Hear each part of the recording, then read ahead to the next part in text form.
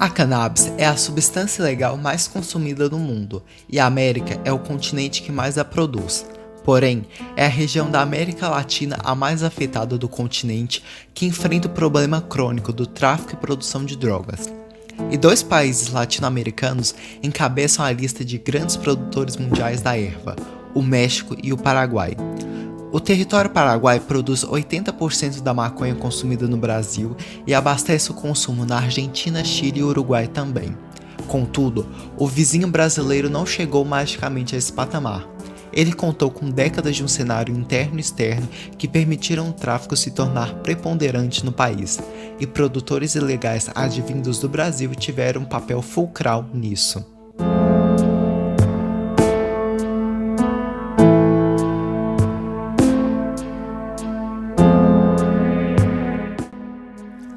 A maconha chegou no Paraguai ainda durante a ditadura militar do país, na década de 1950, em pequena escala inicialmente. Contudo, já no final da década de 1960, criminosos brasileiros queriam encontrar locais remotos para iniciarem a produção da droga, e o local escolhido foi a cidade de Pedro Juan Caballero, na fronteira entre o Brasil e o Paraguai.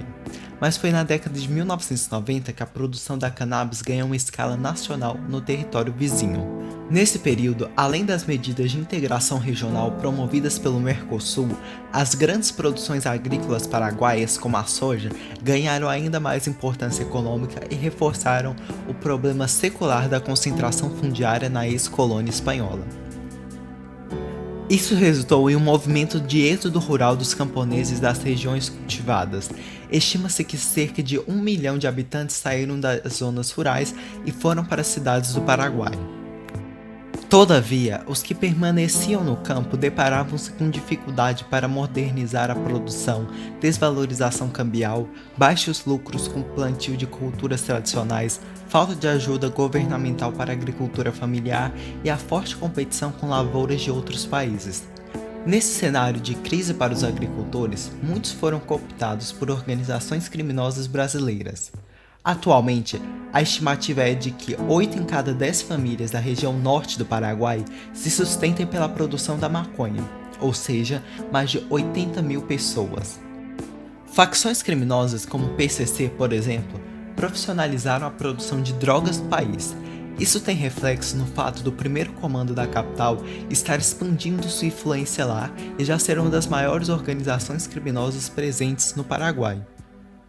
Segundo dados do Serviço de Inteligência do país, o PCC está organizado em diferentes áreas como tráfico de drogas, tráfico de armas, assaltos a instituições financeiras, movimentação de bens, lavagem de dinheiro, envio de assassinos e envolvimento com a narcopolítica. O governo do país estima que haja 8 mil hectares de cultivo da erva, o que representa uma área equivalente a todo o estado do Alto Paraguai. Mas outras fontes prevêem que pode ser ainda maior e alcançar até 20 mil hectares. Destaca-se que a Secretaria de Crimes Econômicos e Financeiros do Paraguai sugere que os comandantes brasileiros fiquem com a fatia entre 1.500 e 2.000 dólares, cerca de 10 mil reais, por quilo que recebem, e a mesma secretaria estima que saiam mais de 30 mil toneladas de drogas às fronteiras do Paraguai anualmente, o que daria um lucro de mais de 300 bilhões de reais aos comandantes brasileiros ao ano.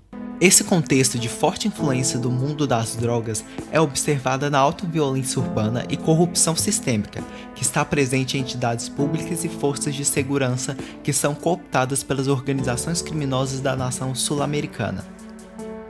Tais fatos são resultados de uma lenta infiltração de criminosos nas entranhas do Estado paraguaio, que, por exemplo, já repetem a estratégia da narcopolítica, isto é, do financiamento de agentes públicos com recursos do contrabando de drogas em troca da proteção aos esquemas de tráfico.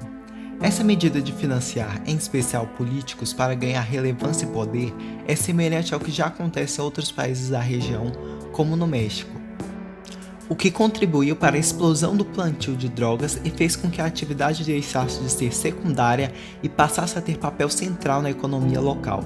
O ex-senador e ex-pastor evangélico pelo Partido Colorado, Arnaldo Vaines, disse em depoimento à polícia que a democracia no Paraguai depende muito de certas atividades ilícitas. Complementou ainda que A proteção ao tráfico é retribuída com dinheiro para as campanhas eleitorais e isso resulta em uma certa imunidade. De tal sorte, o Paraguai segue na realidade comum aos países latino-americanos da luta contra as drogas e ao tráfico, mas com o agravante de uma sociedade muito fragilizada socialmente e dependente da economia dos ilícitos para a subsistência.